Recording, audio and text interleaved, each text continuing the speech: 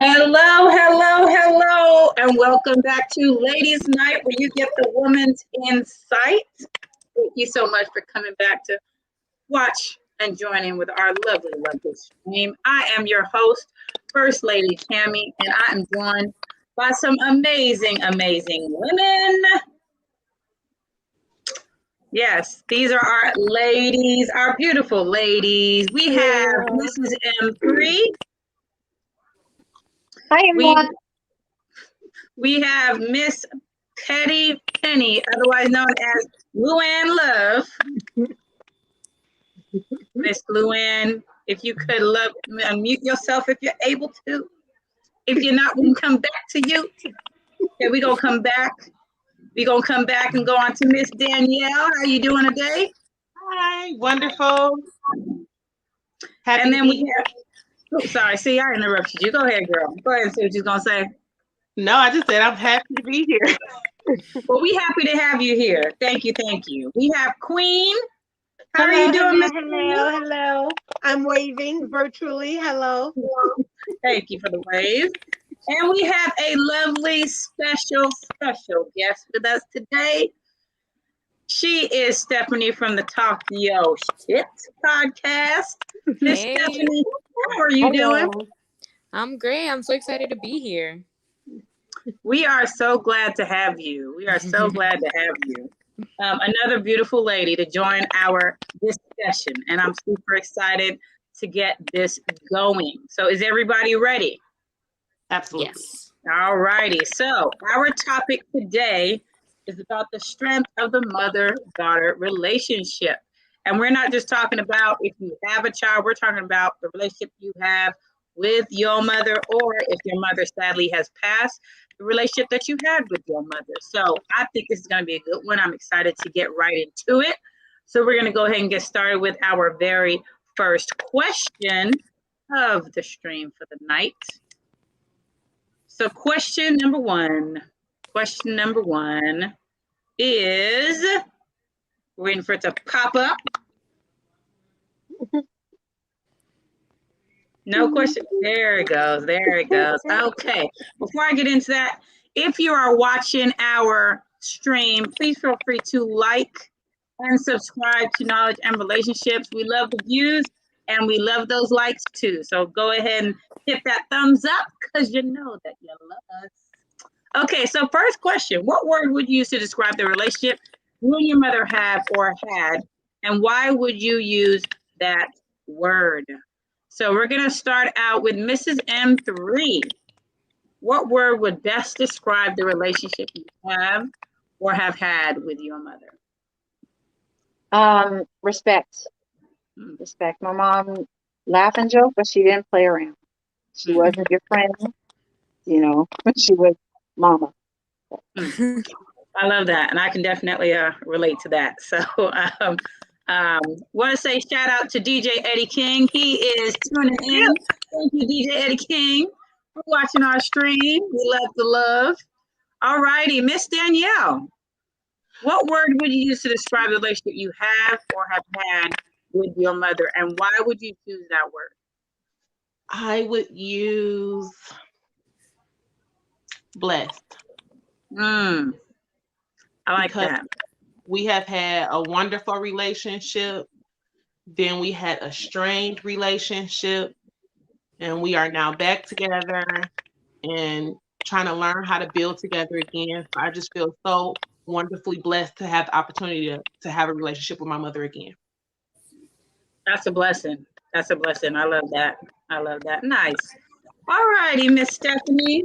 What word would you use to describe the relationship you have or have had with your mother, and why would you choose that word? I would say stable. Hmm. I don't. Why would I say stable? Because like, we can have our disagreements, but like it doesn't mean like, oh, there's some people who are like never talk to their mom again because they have different viewpoints in life. And I feel like me and my mom have that, but like we never disrespect each other, and like it's stable, steady relationship with my mom. I like that. I like that. Nice. Thank you, Stephanie. Appreciate that. Queen, what would you say is the word you would use? That to describe our relationship, I think it's very hard to narrow down, but I would say grateful. I was very very grateful, and like Danielle said, blessed to have a mother like that. We were very close from day one, even though it's 6 of us, and I felt like we all had that closeness with her. So unfortunately, she's no longer with us, but I would say very grateful for her. Nice. Nice. Thank you for that, Queen. All righty, Miss Luann Love.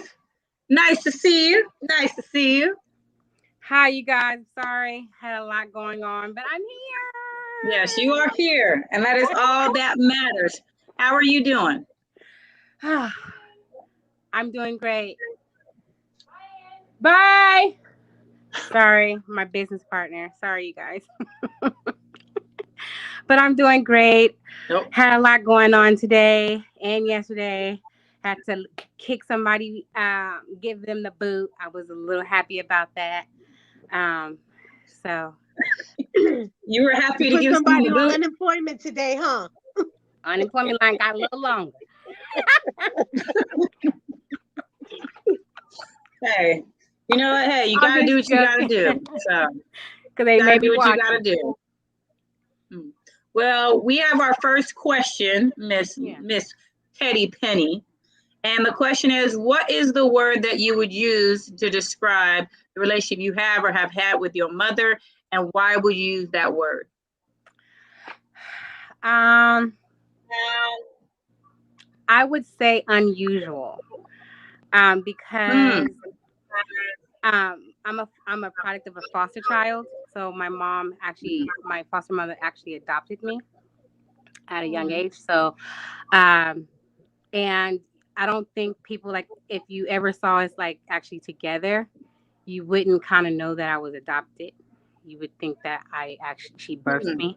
So I think our relationship is, I would say, I love her to death. So I would say it's not complicated. I would say it's just a ball of universe, if that makes any sense to anyone. I can't put it in too many words, because we're down, we show our emotions, we're able to, she's allowed me to express myself just as who I am. And so that's a big thing when you have a foster mother, adopted mother, who can allow you to be who you are forever. I love that. I love that. Nice. I love that answer. Nice. Thank you. Y'all know I'm perfect. Of course you are. Of course you are. Before I say my response, I want to shout out Mr. Hall of Fame. He is tuning in. Thank you, Mr. Hall of Fame. Nice to see you tuning in to the lovely, amazing women's stream. Yes, ladies' night is amazing. So my word would be growth. And I use that word because there's been ups, there's been downs, and I feel like I've grown with the relationship I have with my mother. I feel like my mother has grown. I feel like me, now that I am a mother, what I've learned from my mother, I use it in my own parenting. So, and I do feel like when you are a parent, there are some things that you take with you, and there's some things that you dealt with that you choose not to take with you, or you do differently. So, but I feel like my mother and I have really grown, and our relationship now is very, very strong. We talk almost every day, and even if it's just a check-in, it's nice because, you know, I'm thankful my mother's still here. Some people are not as fortunate to be able to say that. So I want to make sure that every day that I get to talk to her, I treasure it and at least do a check-in to make sure that, you know, my mother's okay if she needs anything. So yeah, I'd say growth is the best word I could use to describe the relationship we have and have had. Because, you know, there's been some interesting times, but, you know, but yeah. So we've grown. So I could say that's the best word. So does anybody have anything else they want to add for that first question before we move on to question number 2? I love my mama. Right. You supposed to, girl? Sometimes, okay. Well, you know, And she our watching mothers too, sometimes do things, you know, that we don't quite understand. So, but you know, there's always a story. There's always a story. So you gotta learn this. And I tell you, my students in my classroom, you always have to learn the story behind the person to know why they do what they do and say what they say. And even when it comes to your parents, you know, you really want to learn the story so that it help you to understand them a lot better. So, all righty. So now we're done with that. We're going to move on to our second question of the night. Our second question. I'm excited about the second question. Second question is, what type of relationship have you had with your mother, and how has it affected you as an adult? So this is going to be a good one. This is going to be a good one. What type of relationship have you had with your mother, and how has it affected you as an adult? So we're going to start with Luann Love. We're going to start with you, my love. I love the look. Well, look. She was like, for this one, I will use my biological mother for this answer. I think that because we didn't have the best relationship, I think that it made me scared on how it made me scared. It affected me on how I may perceive myself one day as a mother. And so I think that's why I probably kind of waited as long as now, because I want to make sure that I don't have any of those type of afflictions that she had in her life and all the pain that she had. I don't want to carry that on to my next seed. So I think as I get older, it kind of affected me of how will I be able to love my child efficiently? Will it get on my nerves? That amount of time, will I be okay? Will I be able to give them what they need? So I think it made me be fearful of being a mom. But I think that sometimes when you do watch moms like Tammy and my other friends, you put that into perspective and you can say, you know, I think I can do this, you know. That's beautiful. That's beautiful. That's beautiful. I'm sorry. That's beautiful. I love it. And I don't just love it. You mentioned my name. I'm just saying it was beautiful what you said. I love what you said. So thank you, Luann. Stephanie, what would you say? What was the relationship like with you and your mother? How did it affect you as an adult? Mine's is definitely close. Like it's always been close. I'm the youngest daughter she has, so it's like she's always been super protective of me, and we're still close. But now I feel like the roles are reversed because you know you go from like being a mom and taking care of your kid, but my mom is like 65 almost, so now it's like I have to take care of her. You know, she doesn't really have to take care of me. So we're still close. It's just the roles are now reversed. Mm-hmm. Yeah, I can kind of relate to that, and I do think that is what ends up happening is that, you know, for half of it, it's our parents are raising us and even looking out for us, and then it seems like, you know, down the line it's the other way around. So yeah, I can definitely relate to that. Thank you very much. Danielle, how would you say, what would you say about the relationship with you and your mother, and how has it affected you as an adult? Me and my mother has had an interesting relationship. I can cry just thinking about our relationship. Okay, so we were extremely close when I was younger. But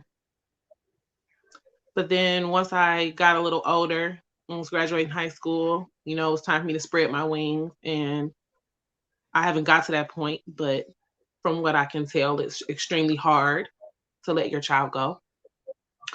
And so our relationship became a bit strained because she felt abandoned.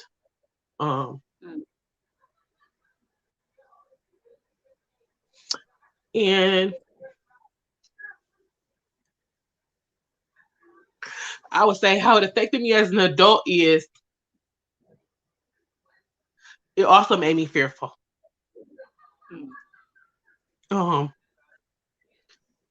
Fearful to even be in a relationship, to love a person, to have a chance to have a child, because my mother was extremely attached to her mother. And seeing how attached she was to her mother, I kind of didn't want to be that attached because it seemed a bit unhealthy to me. Like, it's okay to be close, but to feel like you don't know what to do when you lose that parent is scary to me. So it made me not want to attach to anybody when I grew up to have a child or have a close relationship, because I didn't want to feel that abandonment that I saw her feel. But now having kids and us coming back together, I'm grateful that I have a chance to be a mother, and with her still to be around, so that I'm sorry. No, you're fine. You're fine. You are fine. Well, so that I can have the chance to just be grateful and tell her how much I appreciate her parenting, you know, because she did such an awesome job. And I just really appreciate being able to have a relationship with her and to let her know how much I appreciate her. Yeah. Awesome. Thank you. Thank you, Danielle, for sharing that. Thank you. I know that wasn't easy for you, but I'm glad that you chose to share that. So thank you very, very much. Thank you. Got me all teary-eyed. Okay. I try not to get emotional. It's okay, girl. It's okay. It's okay. I want to give a shout out to a unicorn word who is tuning in. Says hi all. We say hi to you. Thank you for tuning in to the stream. And for anybody tuning in, please make sure you hit that thumbs up because we know you love us. All righty. So next we have Queen. How would you describe the relationship you have with your mother? Or how do you have with your mother? Extremely close. We were best friends. Like, that was my first BFF. There was a lot of respect. I feared her as well because she didn't play. But yeah, just a lot of respect. We were very close. You know, she helped me. You know, she kind of realized, you know, I was doing stuff when I was back east, but she kind of shipped me to the West Coast and said, you need to get out of here. You need to go to school. You need to get away. Need a difference. And so she always pushed me to stay focused. And I remember I was out here and I only had like 2 classes. I dropped mostly all my classes. I was chilling, and she sent me a box, and it had like a dictionary, a thesaurus. It had school supplies in it, basically. And she said, remember why you're out there, stay focused. or I'm coming to get you. So I was like, okay, let me get back in school. let me register. And I think as an adult, I watched her love people who did her dirty. And so it really helped me to know that just because people don't show you the same love or respect or support, if it's on your heart to do it for them, do it, no matter what. So I think that's what I've carried on as an adult. Not saying that I'm perfect, but you know, even when I'm hurt or disappointed or, you know, whatever in a friendship or a situation, I'll still give, you know. So yeah, so that's what I carried on as an adult. Nice. Thank you. Thank you, Queen. Thank you for that. Mrs. M3, how Hi. would you describe the relationship that you had with your mother or had with your mother, and how did that affect you as an adult? So the relationship with my mom, I can remember from a very young age, my mom was busy a lot. Um, my grandmother, my brother, my niece LaShonda, they're my first best friends in life. And I remember my mom, um, by the time I was 5 or 6, she had relocated to California briefly, and I stayed with my sisters for a year. But my mom instilled in me that sense of adventure and try it, and so that curiosity for life. We were traveling back and forth. I think I came back and forth from the Midwest to California like 10 times before I was 7, and we finally stayed in California.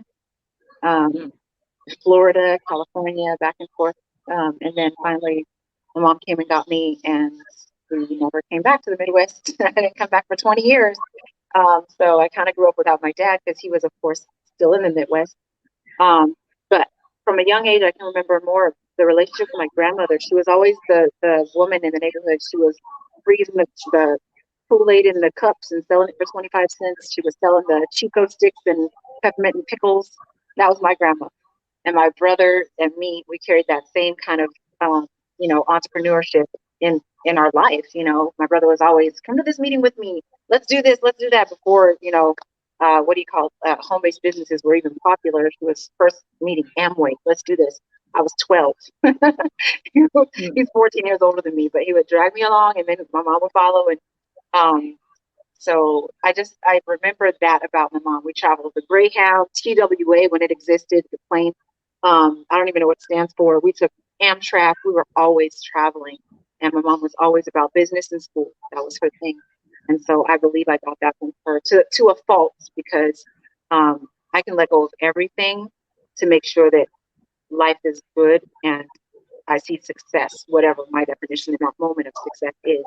And so, yeah, and I still, I don't know how, I still have best friends to this day that I grew up with when I was little, and we click, we connect, and we're just happy to see each other and spend time. But I do remember that about myself, and I used to always wear skirts because my mom was Pentecostal, very closed and sheltered adventures. It was like protected, but let's go see the world, not without me, but, 25 years old before I ever went anywhere without my mom for a distance. I think it was to France. No, Australia was my first trip, 19, and 25 to France. So everything I did traveling was with my mom, but I do remember that, like the business sense and the adventure, travel and go places. That was my mom. I still have that to this day. Nice. That's awesome. I love that. So before I say my response, I want to shout out Della is tuning in. I want to say hi, Della. She says that it's okay to cry. It cleanses the soul. Your mother is near you all the time. Thank you for tuning in, Della. And then also Japrice Yoakum says, "All hugs, Danielle." So thank you, Japrice, for tuning in. And lastly, we had MarioMarion. He says, "Hello, everyone." Hello, Mario. How are you doing? All righty. So my relationship with my mother, I would describe it as interesting. And I say that just because, so when I was younger, my mother and I did not have a strong relationship. I do feel like when you go through things in your own life, as you get older, it affects how you interact with other people. And I talk a lot about trauma, and everybody goes through different types of trauma. So I feel that it does affect how you interact with other people. Even the things that you say, the things that you do, even the people you choose not to interact with, it also affects that. So, you know, our relationship was strained as I was younger, but it got better as I got older, because my mother did open up to me about her childhood, and I feel like that helped our relationship to become what it is now. And I feel like a lot of times parents don't do that. Parents, they don't share what they went through as a child. So it doesn't help your students, your children, to really understand you and why you do what you do and make the decisions that you make. I feel like if a lot more parents did that, kids would understand their parents more. They would know why their parents choose to, you know, say what they say. Why, if they don't allow you to do something, what is the meaning behind that? Because there is always a meaning behind it. And as a child, you take it as, well, my parents aren't let me do this. They don't understand. When in reality, it might not be that they don't understand. It's just based on what they've gone through is how they choose to raise you. So I feel like a lot more parents should open up to their kids about what they went through as a child, because it does help, I feel, to build a stronger bond and help to open up that communication a little bit more.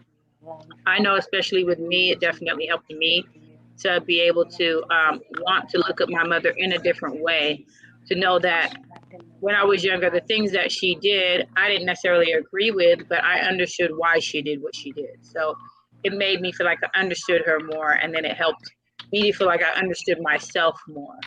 And I feel like it helped my mother to understand me, as far as me talking to her about how I felt about different things. So I feel like that's a way that parents need to open things up.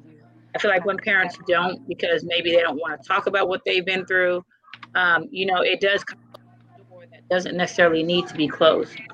I feel like that needs to be open to your kids, so your kids feel comfortable talking to you about whatever, and understanding that, yeah, you know, you're raising them this way, but there's a reason behind it. So I feel because my mother chose to open up to me, our relationship is very strong. We talk to each other, you know, every day or every other day. And when we don't talk, you know, my mother will call me and say, "Oh, I see your phone's still working. Oh, I see you're still alive." And I'm like, phone works. So, I mean, you know, but it's nice because we have that. We can joke around. We can talk to each other about anything. And I didn't feel like we had that closer relationship when I'm growing up. So I'm thankful I have it now, because I didn't know my grandparents. I didn't know my grandmothers at all.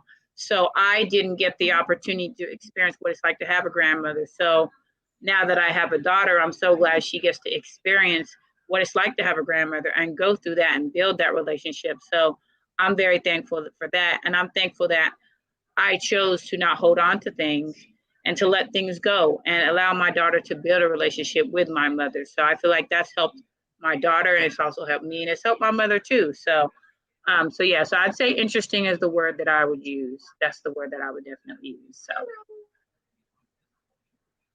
my daughter's looking at me with some stuff on her face.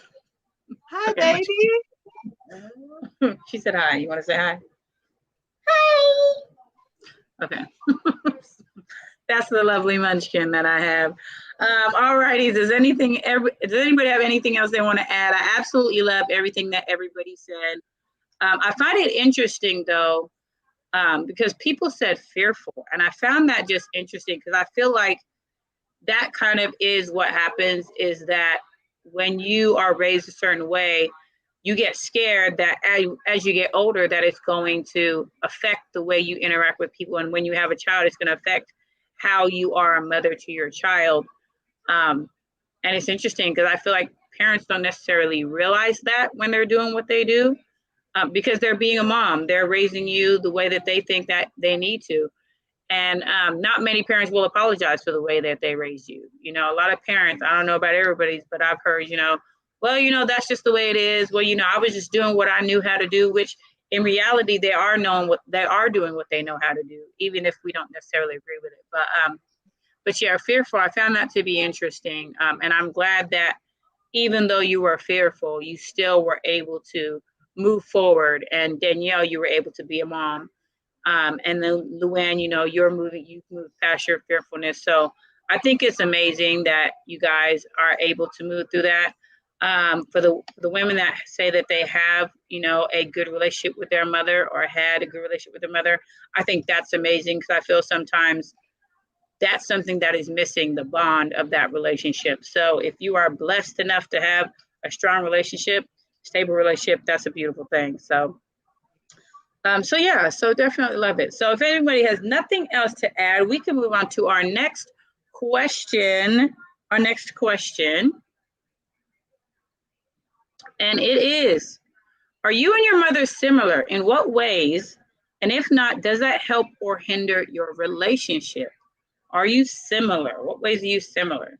And even what ways are you not similar? So we're going to start with Danielle for this one. Danielle, are you and your mother similar? Absolutely. Absolutely. I think that's something that has hindered our relationship, because we are so similar. We both want what we want. We both mean what we say. We both demand respect. And I think when you becoming an adult and learning to find your voice, it's hard to learn how to get that across to your parents, to get the type of respect you looking for. It's like I am your child, but I'm not a child anymore. Yeah. So yeah, we are extremely alike. And with us being back together and talking again, I laugh a lot talking to her, because I just can't help but to notice the similarities. Mm-hmm. I love it. It's like looking at a mirror. Nice. Do you look a lot more like your mom or Me? like your dad? Yeah. I'm a chameleon. So it just depends who I'm standing next to. When I stand next to her, people say I look like her. When I was standing next to my dad, he's passed now, but when I was standing next to him, I look just like him. If I stand next to my grandmother, I would look just like her. So I'm like a perfect blend. Nice. I love it. Awesome. Thank you, Danielle. All righty, Mrs. M3, are you and your mother similar? Lord, too much. I really, my mom was very judgmental and critical. And I think that comes from just the background of being Pentecostal. Like, you know, sometimes Christians can be harsh to the rest of the world, very judgmental by the same standards of which we expect people that we go to church and under the same doctrine are.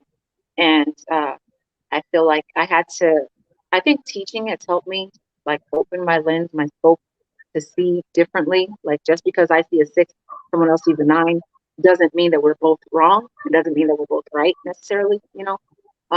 It just depends on the perspective and how everybody was raised. So I had to learn that. And I think I learned that more as a teacher than I did as a child to my mother.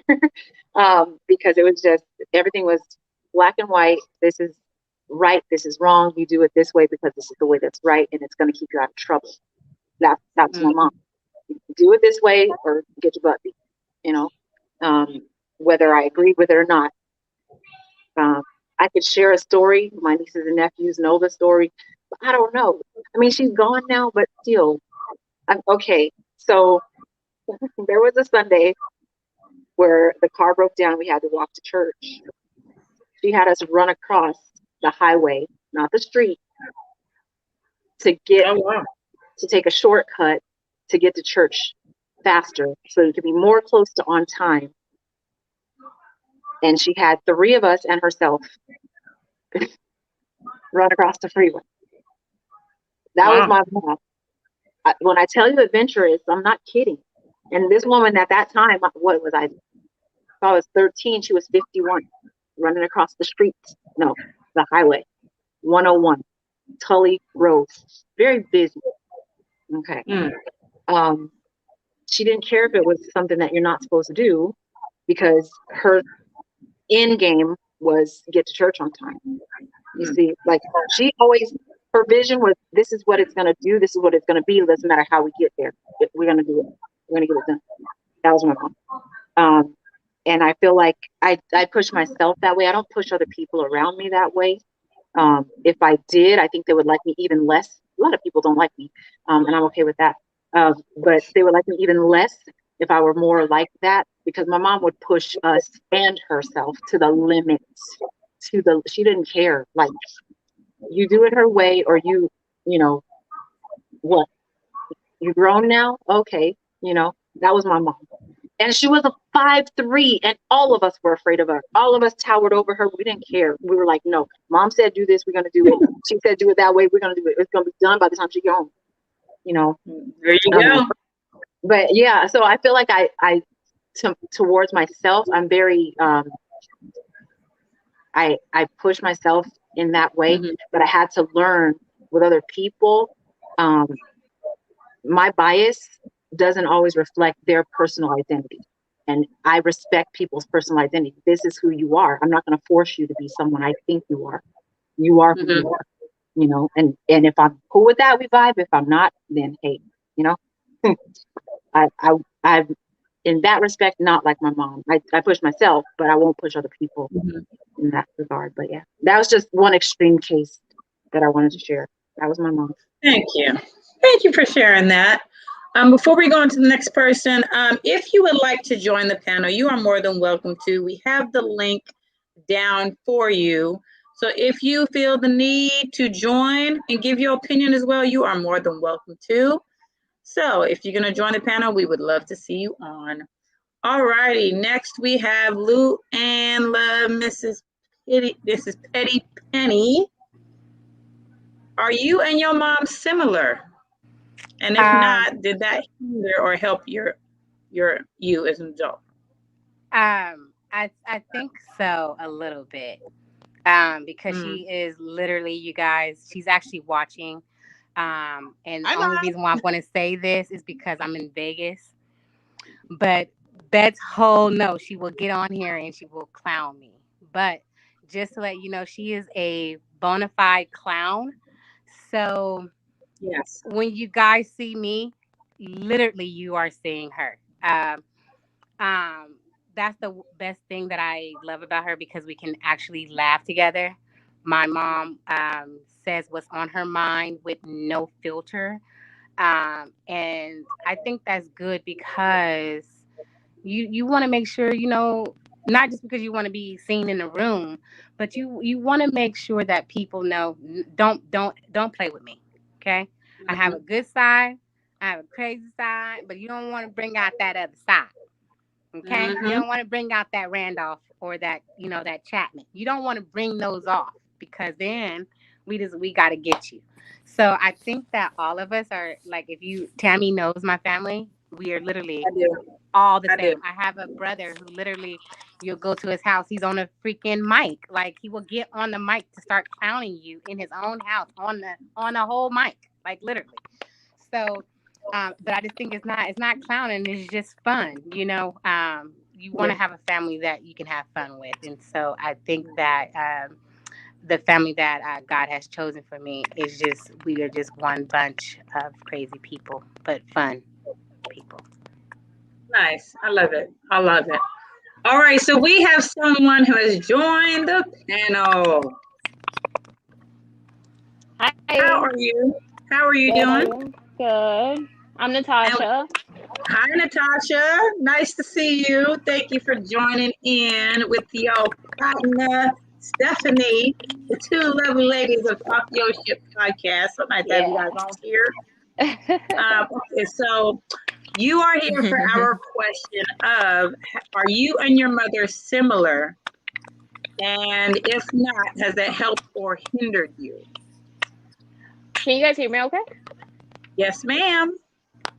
Okay. Yeah, I think me and my mom are too much alike.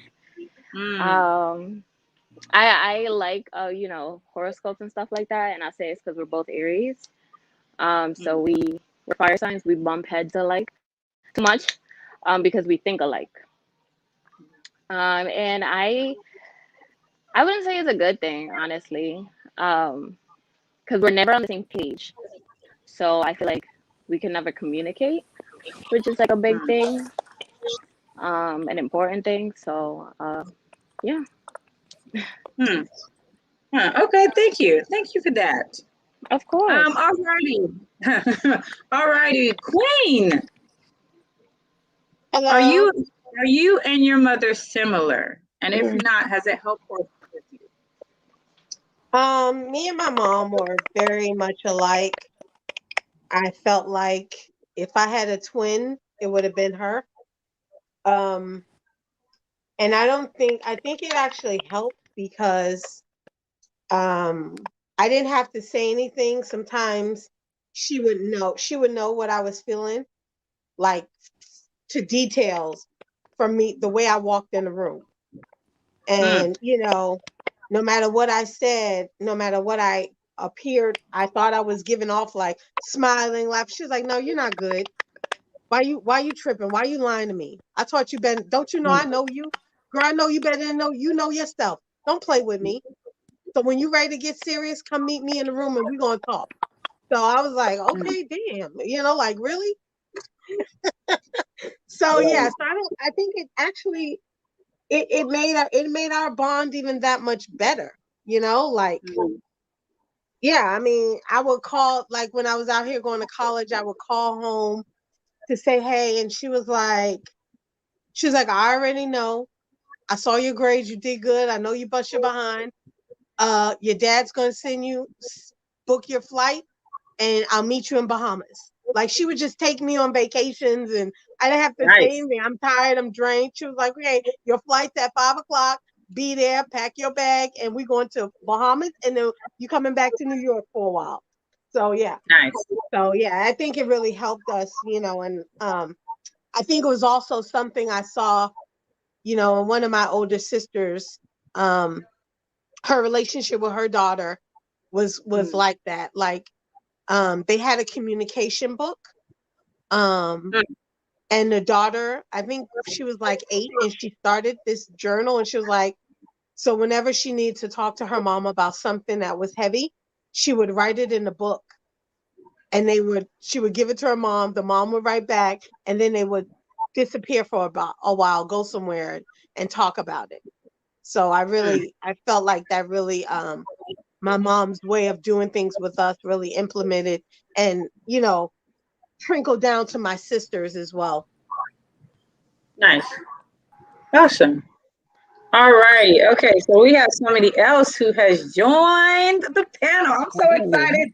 I love it when people come on. We got Miss Della. How are you doing, Miss Della? Hello. Finally, I'm on. I know. I was trying to get on with my laptop, but I couldn't figure it out. So I said, well, let me use the phone. Hi, Luann's mom. What?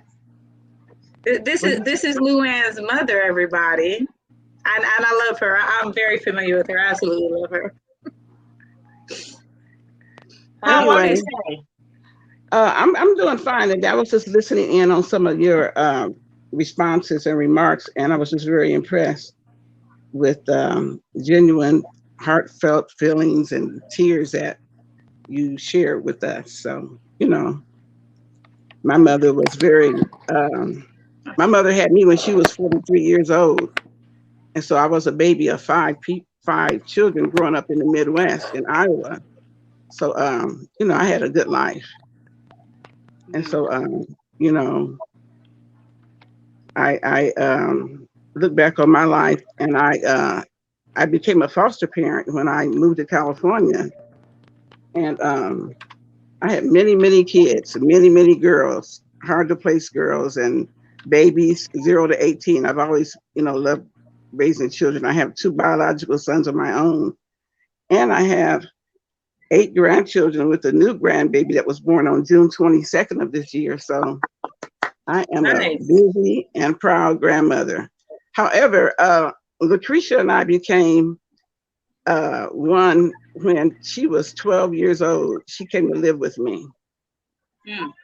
So it's a blessing that her and I are still together today, because a lot of times you don't have an extended relationship with someone that, you know, cared for you, someone that brought you up. So I count it a blessing to be still a part of Lucretia's life. And I know she feels the same.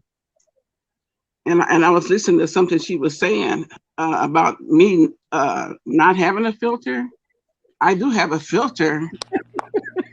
Where? When she goes to her butt.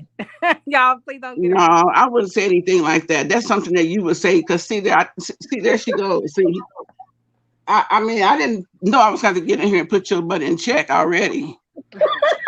Anyway, ladies, I do have a filter. However, people like her will make you, you know, act a certain way. So, you know, so let me keep it at that.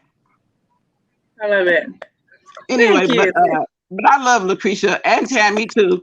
Tammy's an instigator and agitator. She sits back and laughs at everything, and she gets Lucretia going and get Lucretia in trouble. So that's the way it's been with them.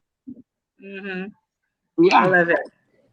Thank you, Miss Della. It's always good to see you. I'm glad somebody knows that Tammy always got me in trouble, y'all. Tammy is a troublemaker. No.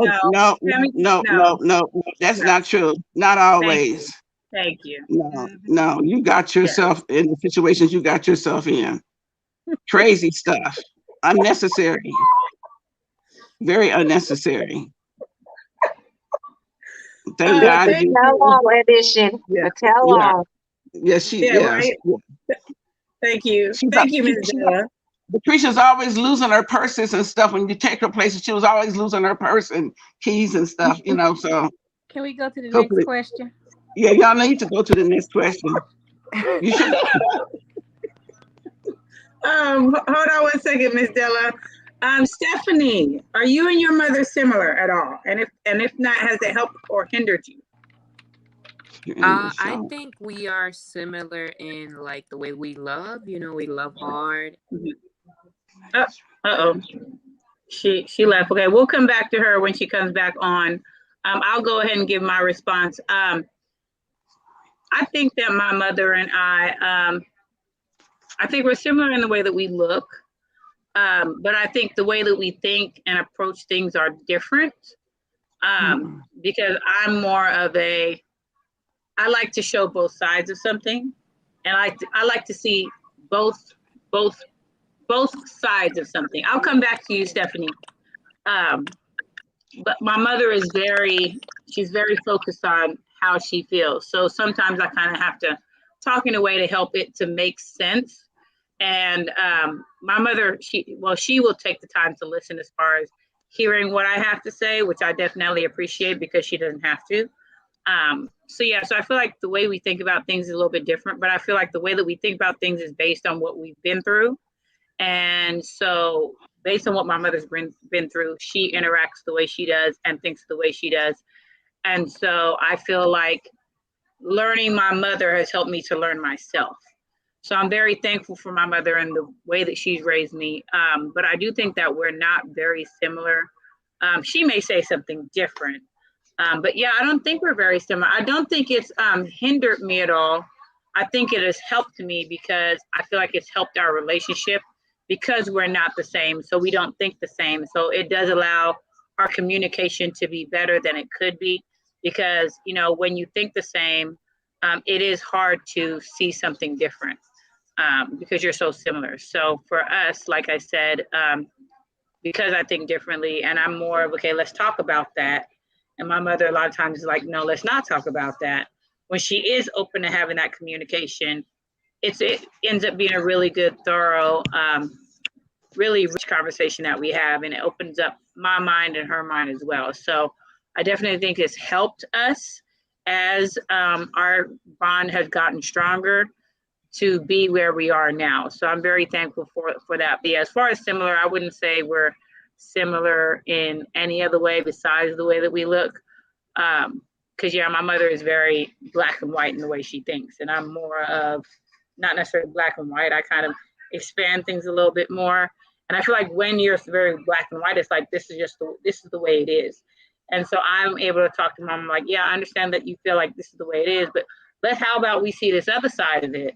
And my mother's very open to hearing what I have to say. So I definitely appreciate that about her because she doesn't have to. She could just say, she ain't trying to hear it. So so that does help our relationship. So love everybody's answers. You ladies are amazing. I'm looking forward to when Stephanie comes back so we can get her response.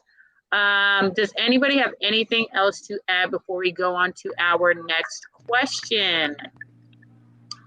Yes, no, maybe, yes, no. Okay, so we don't have anything. Okay, we're gonna get into our next question. I get excited about all the questions that pop up. This question says, do you believe that the feeling of love can be the same if the mother and daughter are not biologically connected? So let's see. We're gonna start with Della. We're gonna start with you. So do you feel that the feeling of love can be the same if the mother and daughter are not biologically connected? Most certainly. Yeah, I do agree with that, and it's true because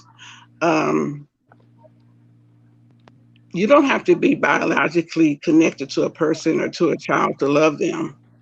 And I've always loved my children, all my biological children, and the children that I've cared for in my life. And that love still goes on and on and on. You know, I'm blessed in that I have a lot of my the children that lived with me in the past still in my life, and that's certainly a blessing. So and I love them and they love me. Their children love me just like I'm their real grandmother. They don't know any different. So that's a good thing. Yes. Awesome. Thank you, Della. Thank you for that. Miss Petty Penny, Blue and Love, what would you say? Do you think that feeling can be a strong? Of course, I think that it could. It's still the same. You know, for me, perhaps I'm not a mom yet, but I do believe I do believe that you could love something that's not even yours the same as if it is yours. I am looking into the adoption one day, and I'm pretty sure I will probably love that child just like it was, mine. That's just like a woman who's having surrogacy. Yeah, it may be her seed, but she didn't carry that baby, so it's not a whole big connection there. But as soon as that her and that baby are, touching, that's a connection. That's her child. She could still feel that. It's still loved. And then just from my background, I feel like, someone can love, Miss Perfect, and continue to continue that love. Of course. Thank you. Thank you very much. Mrs. M3, what do you think? It's M3. I definitely believe that anyone can love children because children are just lovable, and to want to protect and see a child grow and be healthy and well. There's a lot of adults out there that will put themselves between a car and a kid if they saw a kid running in the street, right? So I do believe that is possible to have a bond with people that are children that are not yours, that are put in your care to help raise. And my life is full of examples like that. My grandmother being one person who definitely loved me. Sometimes I feel when I look back more so than my mom, and that's part of my love language, just being quality time.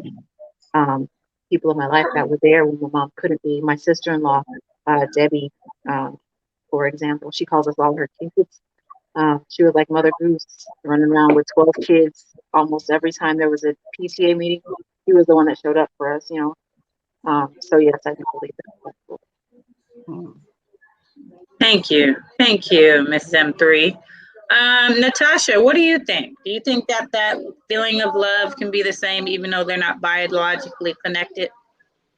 Yeah, of course. I think for people that don't agree with that, it's probably like a mental thing, like they're probably too in their head. But of course, that's something that like you guys said, like kids are very lovable. Like they, especially when they're babies, they love everyone. They will love being around you, hugging you, kisses, all that good stuff. And it's just it's an amazing thing growing up. Well, as a kid, because my grandmother took care of me, and I swore that was my mom. She was my mother.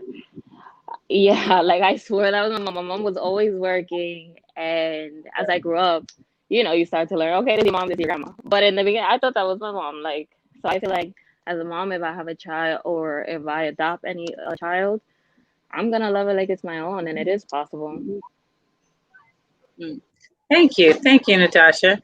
So Stephanie says that she believes that the type of love can be the same even if you didn't give birth to them. Yes. So yes, thank you, Stephanie. Hopefully you're able to come back. Yeah, she We had love issues with the your connection. feedback to our questions. So hopefully you're able to come back. Glad you're able to give a response to that question. Danielle, what do you think? Do you think that that feeling of love can be the same, whether they are biologically connected or not? Absolutely. So I have 4 boys, and 3 of them are biological, and 1 of them is not. My oldest son will be 14 this year, and I have been a stand-in mom for him since he was 5, since I met my husband. And I absolutely love him, and I would do anything for him just like I would my own children. I was very grateful to have him because he eased me my anxiety about being a parent, because he was already here for me to practice with. So he taught me how to be disciplined and firm, but soft. And he absolutely gives me all the love and respect. And I really appreciate it. With him being a stepchild and his mother actually being in the picture, it gets a little sticky where you have to learn that though you are there and acting as the mother, you're not the mother. And the mother is who has the final say. So it's a delicate balance, but I absolutely love it and I love him. Love that. Thank you, Danielle. Queen, what do you think? Do you think that that love can be the same feeling, even though they're not biologically connected? Yeah, I think sometimes there could be a tighter connection sometimes in different situations, depending on the biological parent. Um, I know for me, I don't have kids, but I was a nanny for everyone and their mama's kids, and sometimes their kids would literally call me mother and call their parent by their name, and and chase me and say, "Where you going? I'm coming with you." And when I moved to the West Coast, I almost had 6 kids with me because they didn't want me to leave and they didn't want to stay without me. So I think your bond, it doesn't matter. I think love is love, and that's the the language is Yes. how do you love them. Awesome. Thank you very much, Queen. Before I give my response, MarioMarion says, "Are children a blessing or a curse?" So I'm a teacher, as I've said before, and I encounter many, many, many children. Sometimes you feel like some of these kids are cursed with the language, with the behavior. Sometimes you sit there and wonder if they have any home training, if they have anybody at home. Um, I think if they're a blessing or a curse really depends on how you're raising them. Right. Because sometimes they can seem that way, but every child has a story. So typically when they're doing certain things at school, there's usually a reason why. So you want to take the time to learn the story so you can know that, you can know, that student and know how to interact with that student, because students are very smart and they know if you are genuine. So I definitely think all children are a blessing, but you have some people that can not like children for whatever the reason. But it just depends. I mean, I love kids. I love teaching. That's my everything. So even though I have students in my class that other teachers may feel are so hard to deal with, I actually take the time to learn the students and them actually get a chance to learn me. So for me, every student is a blessing. But everybody doesn't feel that way. So it really does depend on the person, and it really does depend on how they are raised. So it's not so much as the kids that are a blessing or the curse, it's the parents. there you go. Thank you, Queen. There you go. Yes. So And he says, not all of them are a blessing, King Gene. Yes, King Gene is tuning in. Thank you for tuning in, King Gene. Definitely appreciate that. He says, clearly they are a blessing, King Gene. So in response to the question, I definitely feel that love can be the same, sometimes even stronger, because I always say that there is a difference between relatives and family, and they are not always the same thing. So you could have somebody that gave birth to you, but you don't necessarily have that connection and that strong love with, where you may have somebody else who didn't necessarily give birth to you, but raised you, and you look at as a mother, and you have an even stronger bond than the person that gave birth to you. So I definitely think it's a big possibility. When you have somebody who is not your birth person giving, that is raising you, that's why you have it where you have adoptive parents that, absolutely love their adoptive kids, and vice versa. And so they may have a stronger relationship than the person that gave birth to them, and that's perfectly fine. So yeah, it's definitely, absolutely a possibility that the love can be strong. It can be even stronger. So it really is not about blood. And I think that's where sometimes the confusion comes in, is that some people think just because we're related, that automatically makes us family. And sometimes it does not. Sometimes you have people that you are more connected with that you're not related with, that you have a bigger bond with. So I definitely think it's an absolute possibility. So Mr. Hall of Fame says demon seeds exist. Well, demon seeds exist because of the parents that are raising those children. I'm just saying. Not everybody who raises a child, let me take that back. Not everybody who gives birth to a child is a mother or a father. Let me say something, please. Hold on a second, Luann. So just because you give birth to a child doesn't automatically make you a mother or a father. Just because you raise a child doesn't mean that you're a good parent. Because there are people that raise kids and their kids have no respect, have no home training, we'll say, but yet they're being raised by the person that gave birth to them. So I'm just saying, demon seeds can be out there, but every child has a story, and sometimes they are a demon seed because the person that is raising them. So, yes, Luann, what would you like to say? Great answer, Tammy, but unfortunately, let me say this. I don't blame the parents, because you could have, when a baby come out, the parents is loving them, giving them the love. Most parents, are giving their babies the love, and then you have somebody like Marilyn Manson. He had good parents. He was raised in a good home, but what did he do? He go out there and he want to chop off people's heads. So that doesn't consist on the parents. That's not their fault, because they decided to act, because their seed decided to act crazy and go out there and murder someone. I don't think it's Marilyn Manson. Charles, I think it's Charles Manson. Oh, well, Charles Manson, whoever. Y'all know who I'm talking about, the cannibal. Y'all know one of the white men out there, they all do it. Ted Bundy. So one of them, excuse me, like Mario or Hall of Fame said, is a demon seed, and you can't help that. Sometimes that just happens. You're going to have some evil out there. You don't know what you're birthing. You could be the nicest Christian woman or Christian family, and you have a demon seed, unfortunately.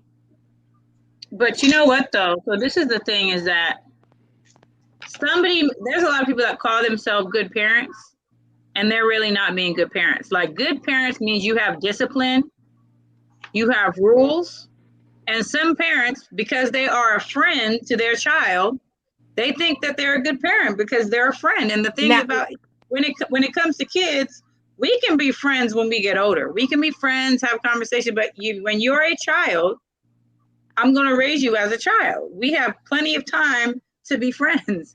Now, you said discipline. Now, is that discipline whooping ass? Because just putting them in a corner ain't discipline. I'm gonna need if Christians want to talk, if the Bible says, spoil the child, spare the rod, spoil the child. Either way, one of those verses it says that. So you can't, even if you discipline the child, they can say, oh, well, I got beat, so now I'm a mass murderer. It can turn out like that. There is a difference between discipline and punishment. So I feel like discipline is meant to teach you a lesson. Punishment, you're trying to, is a whole different kind of thing. When you're trying to discipline a child, you can give them a whooping. Like I've given my daughter a whooping before.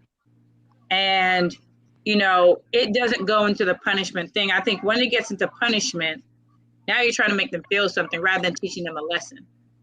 So I feel discipline, you can whoop your kids if that's what you need to do, but some people take that to a whole nother extreme when it comes to whooping their kids. We're not talking about beating them. We're talking about right, but that's the thing. So, and that's different because that's discipline. Beating your kids is punishment. Whooping your kids is discipline, and it's abuse. So that's the thing is some parents will call it that. Well, I'm just giving my child consequence. I'm giving them discipline. No, beating your child, that's a whole nother thing. Right. So whooping your kids, there's a reason behind it. And we're not saying, you gotta keep beating till you beat the black off of them, which is what we've heard. There is a difference between whooping your children as discipline rather than beating your kids for punishment. And I just want to say, we said all the Mansons and all the Bundys, but we said they had good parents. And I don't think that you could be a good parent and all your kids be messed up. That just don't make sense to me. There you go. Like just because a person has religion or they are good on the outside to the public, don't mean that they're good inside their home. So unless you was actually in their house to see actually how they parented, we can't actually say that they was raised in a good home, because how you was raised in a good home and all your kids want to kill you? Well, he had an interview. He said his mom and dad were really good to him. So people be lying. It's also what you expose your kids to too. That's true. I think a lot of times as parents, I know my parents were like, hey, religion, you ain't listening to that. You're not going over there. You're not doing that. They talk to me about it, but it's also what you allow. Like, for instance, I was working with a young boy who had autism. His parents, he was so racist, and he was only 8 years old. He told me he wanted to make slavery dresses and make them real red because that's when the masters beat the women slaves. He was 8. What? Yeah. And the music he listened to, he knew all kind of rappers and, had posters of Nicki Minaj with her breasts hanging out on his wall. But this is how these parents, and then they were apologizing. Oh, I'm so sorry. And I said, I don't blame him. I said, I blame you.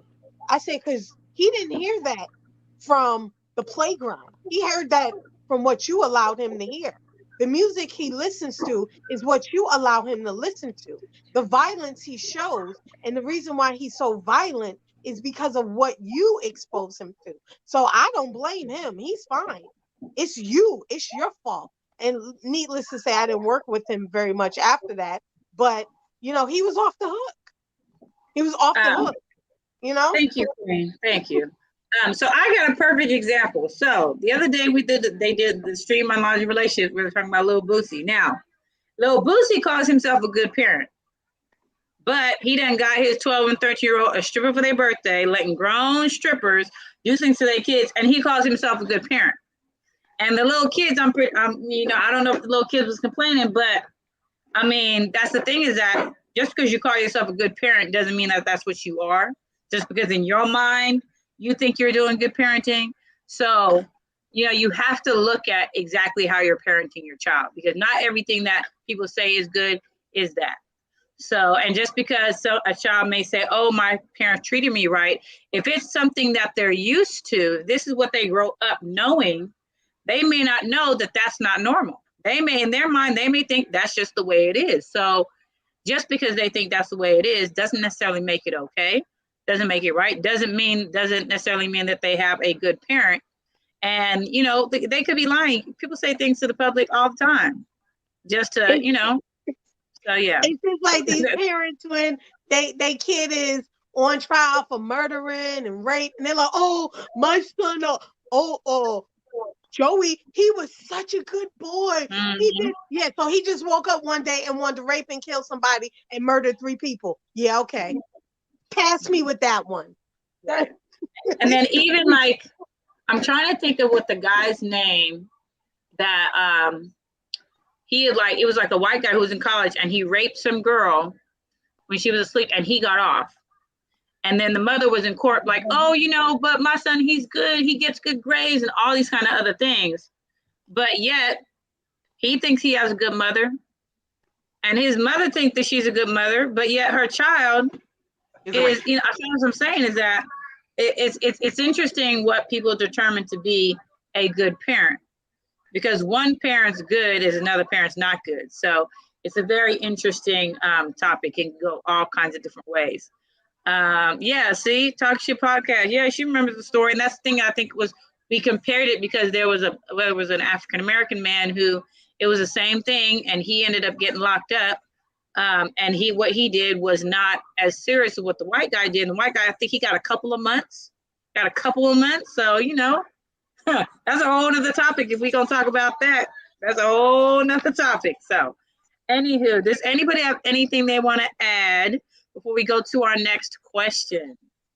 Yes, no, maybe. All righty. Thank you, everybody, for your responses. I love what everybody had to say. We're going to get to question number 5. Let's see. We're going to talk about question number 5.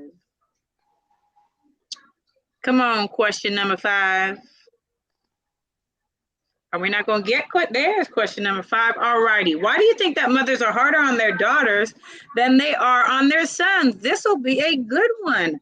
I'm looking forward to hearing everybody's opinion about this. All righty. Let's see. We're going to start with Queen. Why do you think that mothers are harder on their daughters than they are on their sons? Well, I don't necessarily think my parent was harder on one. I didn't see it. I just felt like the punishment was equal across the board. But I think because of society and what we have to deal with, you know, like there are things that we have to deal with that men just don't have to, you know. I think my mother was more so not necessarily harder, but she made me think about things and be aware of my surroundings, especially if I was alone, because of the elements and, you know, what I need to deal with. She also taught me how to fight and put me in stuff so I could defend myself. So I think it's just because of society. And as women, we're deemed as weaker. So, you know, we have to almost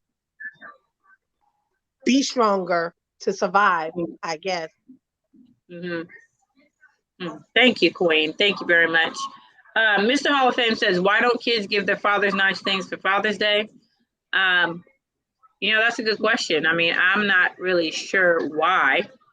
I mean, don't answer that. Let him. I mean,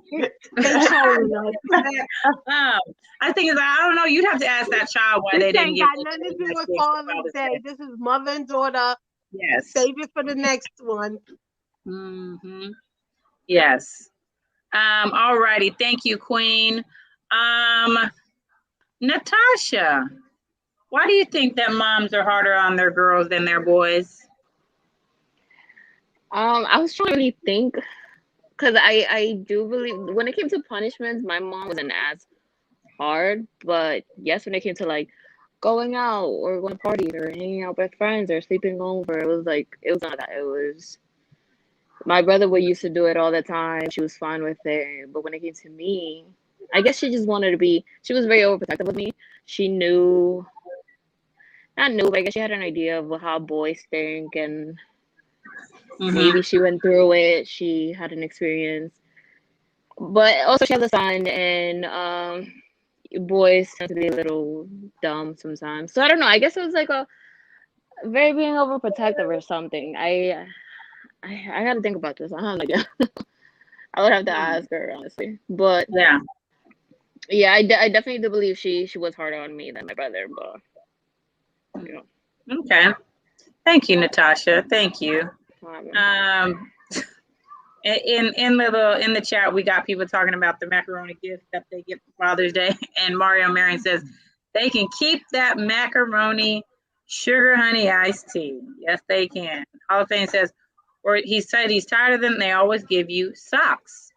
Well, you know, some dads like socks, so you know, hey, nothing wrong with that. There's nothing wrong with keeping your feet warm. Everybody's feet need to stay warm, so nothing wrong with that. All righty, Mrs. M3, what do you think? Why do you think that mothers are harder on their daughters than on their sons? Hopefully you can hear me. My mic is doing crazy things. Can you hear me okay? Yep. Okay. So this is a question. Okay, my siblings are much older than me. My oldest sister, the oldest of us, 21 when I was born. And that was the question that she always had for my mom in very, sobbing, bitter words. Like, why were you always so hard on the girls? Everything that came into the house, the girls provided, it felt like, for her. And she just felt like mom was very lenient on the boys and let them have their way kind of thing. And to be honest, I think a lot of the time it's because moms raised the girls to take care of them when they're older. And I remember I took care of my mom for 11 years. In the last 2 of them, I couldn't take care of her anymore. And I made the tough decision to have her to a convalescent senior center, convalescent home. But it was a decision she was mad at me for a long time. But here's what I saw from my perspective. The year before I made that decision, we were home. She moved with me. I was trying to move out of the house. She moved with me. We had lots of help in San Jose. We didn't have that kind of help. We moved to Oakland, and it was just me and her.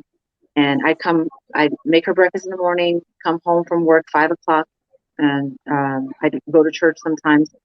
But when I come home from work 5 o'clock, she hasn't eaten the breakfast that I made for her. And she says, I didn't eat the breakfast because I didn't want the breakfast today. And so because she didn't eat the breakfast, she also didn't take her medicine. And after a while, she was blind. By the time I was 18, I think she was fully blind, amputated by the time I was 22. She had diabetes, diabetic complications, in a wheelchair. And at this point in time where she was telling me, I didn't eat the breakfast, so I didn't take my medicine, she was also incontinent. So she had diapers. So she was soiled. I didn't have the ability to come home during lunch to take care of my mom. And I worked, I'm a health educator. I worked all day long with social workers, health educators, doctors, nurses. That's who we were. And I come home and the situation is just like, Mom, you can't live like this and I can't see you like this. This is not okay. And I remember talking to her in her sleep for 7 days. It was like a week when I found a facility. And I said, Mom, this is a really hard decision for me. And I don't want you to hate me, but I feel like it's going to be better for us. We're going to have our daughter-mother relationship back, and you're going to be healthier for this decision. And then by that Saturday, I talked to her as she was awake, and I said, Mom, I found a facility that will take you and take care of you. And her friends were like, Kashim, don't think that you're a bad daughter for having to make this decision, but if you don't show up and take care of her, if you don't go see about her, take her places, that's a bad daughter. But just having her go to facility is not a bad thing. So I made a point to always be there, like every day, every week. I pick her up for church, we go places. But more than that, like she went to the facility. Sometimes I'd come to the facility to pick her up. She's at an AIDS game. She's got friends that she's talking to. She's always taking her medicine. She has 3 meals a day. People come to see her. She's got her phone and she's just happy. And I had her mom back, and that was the last 2 years of her life. But the 11 years, 8 years prior to that, it was me, her, my siblings, my nieces and nephews, all of us pitching in to take care of her. I almost quit school when I was in college because it was just too hard, especially when she had her amputation. She wouldn't talk to anybody. She felt just, she was mad at the world because she lost her leg. And it wasn't an easy thing. And at that time, we lived in an apartment that was upstairs. And there was like 7 of us in that house, a 2-bedroom apartment. And the ambulance, I remember she was on dialysis. The ambulance would come every day to pick her up. That's not normal. the ambulance would have to pick her up because they were the only ones with a gurney to take her up the stairs so she could be at home once she was done with dialysis. And it was a struggle for us when the tables turned. And that's I know we had our podcast the week before talking about how old is too old to have children. And I just remember, my mom was 39 when she had me, but she didn't take care of her health, and the tables turned, and it wound up being a caregiver situation for me. And I know there's a lot of people in the sandwich generation. Tammy, Lady Tammy, you're one. You have kids and you have a mom, and right now your mom's healthy. That's wonderful. But there are people who have a situation where they're taking care of their parents and their kids, and that's a hard thing. But it's especially prevalent because as they call it the boomer generation, the people that were born in the 60s and in the 50s are getting older. Their kids have kids still that are college age or younger, and their own health deteriorating. If they don't have siblings, they're the ones that it falls on. And I think that's part of the reason why moms are tougher on the girls, because eventually someday they're hoping that they'll be able to take care of, the family if the sons won't or can't, because the sons are expected to have a wife and kids. That's expected. And women in most cultures, including American culture, women are usually nurturers. Interesting. Thank you, Mrs. M3. Thank you very much. All righty. I think we have a guest that is coming in. Hey. We have a guest. Mm-hmm. It is Mr. Hall of Fame. On, How are you doing, Mr. Hall of Fame? I'm doing good, First Lady Tammy. Good to see you. Good to see everybody on here. Thank you for joining. Wonderful, great women on here. But you. I think the mother and daughter relationship, just mothers periods, are very important, man. My mom, she had to do a lot on her own. You know what I'm saying? To hold it down. Because my dad, he was doing his thing out there in the streets and all that. So my mom had to hold it down, and I'm very proud of my mom and everything she's done. My grandmother, she taught me how to read and taught me how to do a lot of things, and I wouldn't be the man I am today without those great, powerful women. I definitely appreciate them a lot. I love them. I'm glad they're still around. They get on my nerves sometimes, especially my grandmother, because she be saying some out of pocket stuff.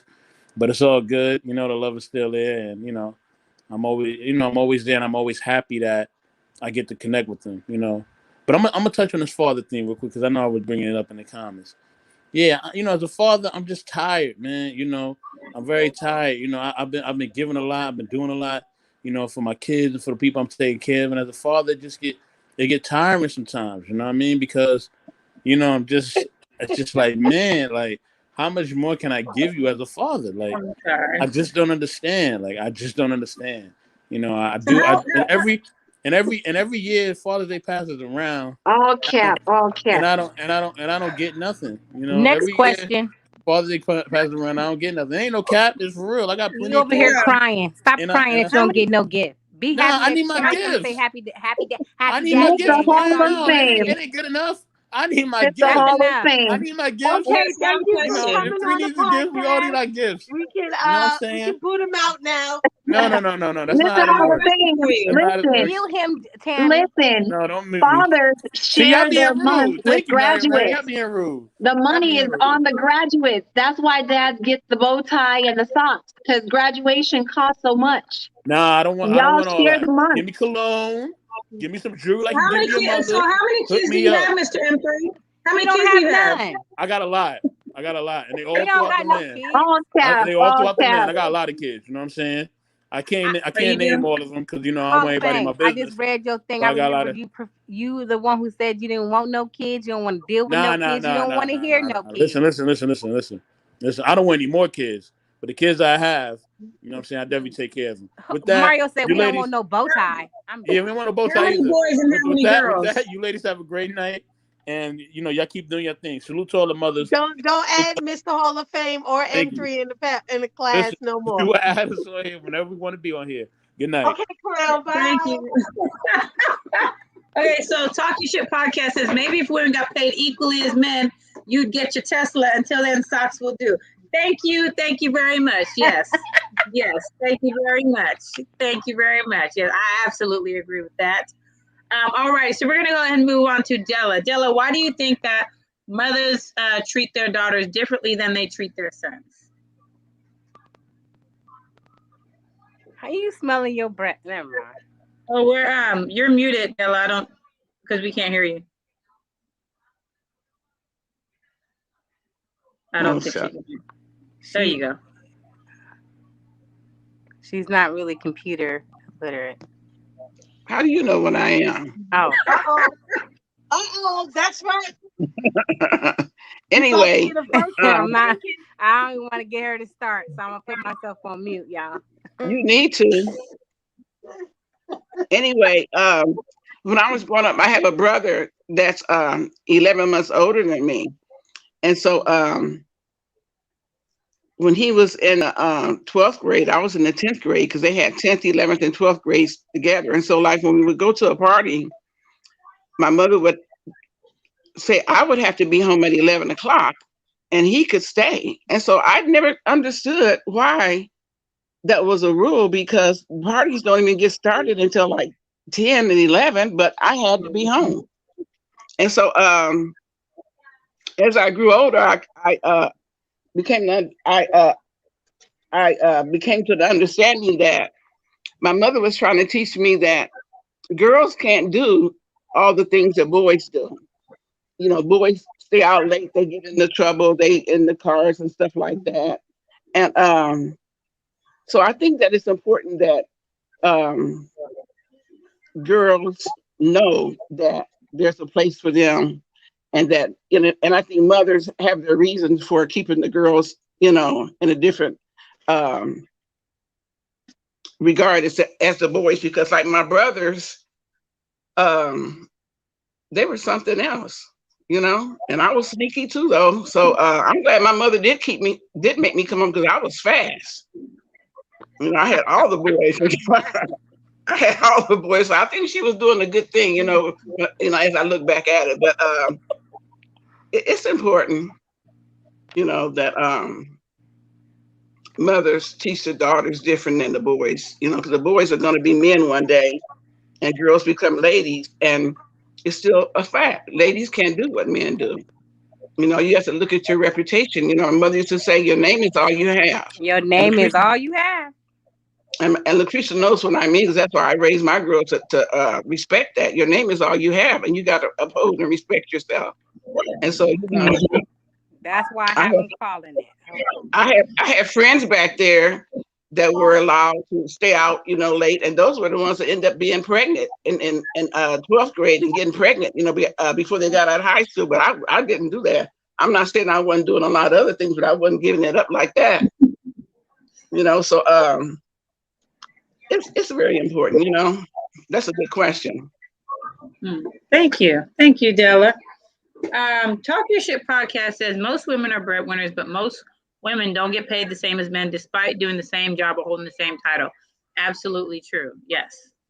Even though it's the same job, same title, doesn't necessarily mean they're going to make the same amount of money. And it's sad, but it is true. So thank you very much for that. Danielle, why do you think that mothers treat their daughters differently than they do their sons? I think because they were once girls that are now women. And so they know what's in store for us. And we have yet to experience. We have no idea what's out there. But they do. They not men. So they don't know what's out there for the men. So I think that they raise us with how they do, because like I said, they know what we are going to be up against. As far as being able to do some stuff that the boys can't. I was told a lot, you know, if he gets somebody pregnant, she taking that baby home. But if you get pregnant, you bringing that baby to our home, you know. So I think it's also what you do, what a female do would affect the family more than what a male would do. So I think that's why. And like she said, my friends who was out there doing some of the things that they was doing, they did not end up so good. And I'm happy with how I ended up and the choices I made based off how she was raising me. We feel like it's strict, and I'm not saying that it's not, but It be for the best. Yeah. But you don't know until you get older and find out what she was talking about. Right. Thank you. Thank you very much, Danielle. What were you going to say, Queen? Oh, no, I was saying that's right. Because, you know, I learned from observation. I never wanted to be out in a situation where I was off my element, meaning that, you know, I was drunk or too high, because you never know what's around you. So I was always on point. My mother said, you never, even when I was going out with my homegirl, she was like, yeah, you know them from school, you hang out with them, but you don't know them in this setting. You need to always be on your P's and Q's, because you don't know what you're gonna have to do. And that's what it was. So I got the nickname Security, because I was always the sober one. What you doing? Sit on the train, riding the train home, and all these dudes want to come sit over near us because it's 10 girls. And I'm like, why are you coming over here? Ain't no room over here. Go sit over there. So, I never wanted to be off my element and be in a situation where I would regret it. Thank you, Queen. Thank you, guys. If I were to answer this question, I really couldn't even tell you why. I mean, I do agree with what a lot of people are saying, as far as there's some things that girls can do, or guys that can do that girls can't do. And a mother sees herself in her daughter. So as Danielle was saying, she knows what's going to be coming up for her daughter. So she knows more to how to prepare her daughter for those kind of things. Whereas a son, it's a little bit different. So, yeah, I mean, I just think, that girls and boys are different, and you have to raise them differently, because they have different things that's going to be coming up in their lives as they get to be an adult, and you have to prepare them. So, I think boys and girls have different things they deal with. But like, Danielle was saying, if there's a baby that comes, baby comes home if it's the daughter, but with the boy, he can deny that. So that's why they say, mother's maybe, mother's baby, daddy's maybe. That's why they always say that. So, there is a lot that we as women have to deal with, as daughters have to deal with. And with boys, they don't necessarily, they deal with different things, not the same things. But I feel like there's a lot that's put on us. And the mothers want to prepare their daughters for what is going to be put on them, because there's a lot that's put on us. There's a lot more put on us than there are on guys. There's different things put on guys, but even when we talk about money, women don't make the same amount of money as men do. There's more discrimination with women than there are with men. So there's a lot of different parts to it. So I think the mothers see that, and they raise their kids accordingly. So, so they raise their kids accordingly. So, I mean, I feel with certain things you shouldn't, like when it comes to punishment, I feel like, it should be fair with both the boys and the girls. But it depends on what they're getting punished for. So, so that's my take on it. I mean, I only have a daughter. I don't have any boys yet. Maybe down the line, if God blesses me to have another one, I will have a boy. But I have a daughter right now, so I only know what it's like to raise a daughter and guide a daughter. I do have a brother, so if I were to even look at that, I do feel like my mother was easier on him, but she could have been easier on us too. But my mother, she sees herself in us. So she's trying to prevent the things that she went through when she's raising us, where she doesn't necessarily have to see that with him, but with us, she does. So I feel like she sees that, and she's trying to raise accordingly. So Talk Your Shit podcast says, one thing I'll never understand is how birth control is put on women, but if they get pregnant, they can only have one child in those 9 months. A man can get so many women pregnant in those 9 months. That is so true. That, he can just have baby upon baby upon baby. Yeah, that's, it's crazy. A woman's body goes through so much when she is pregnant and when she gives birth, so much. But yeah, guy can get someone pregnant and then, go about his business and get someone else pregnant. It's a whole thing. So we're gonna have to have that topic on another podcast about Even if she has different multiple births, she's limited. You're so right. Yes. And they can just infinite, Yeah. however many. Yeah. So that's why you have two women that have a baby born within days of each other, because he was out doing things he had no business doing. So, but yeah. So does anybody have anything else to add before we get to our next question? No more last minute. No more last minute tidbits, huh? Somebody say something? Yes, no, maybe? Okay, so we're gonna get to our next question. So far, our discussion has been very nice. I really appreciate everybody's feedback in response to each of the I have a questions question. that we had. What, go ahead, Della. How many questions are there? So there's 7, when we're about to do question number 6. All But right. it depends, it really depends, because Luann has a poem she's gonna be reading, so we'll save that for the end. So yeah, usually we keep our streams to 2 I was just hours. wondering. Yeah. I was just wondering. Okay. Yeah, no problem. All right, so we're gonna go ahead and get to question number 6.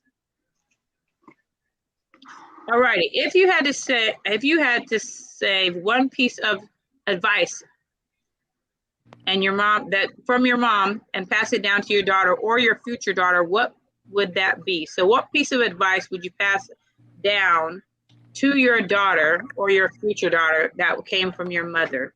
Let's try Queen. What advice would you give? What advice would you take and pass it on? Believe people when they show you who they are. Don't question it. Just believe them. What they show you they are, believe them.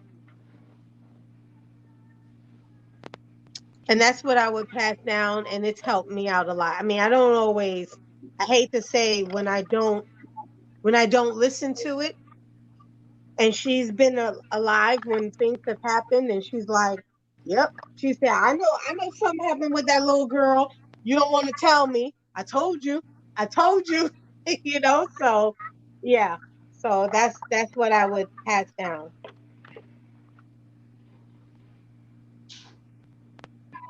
Yeah.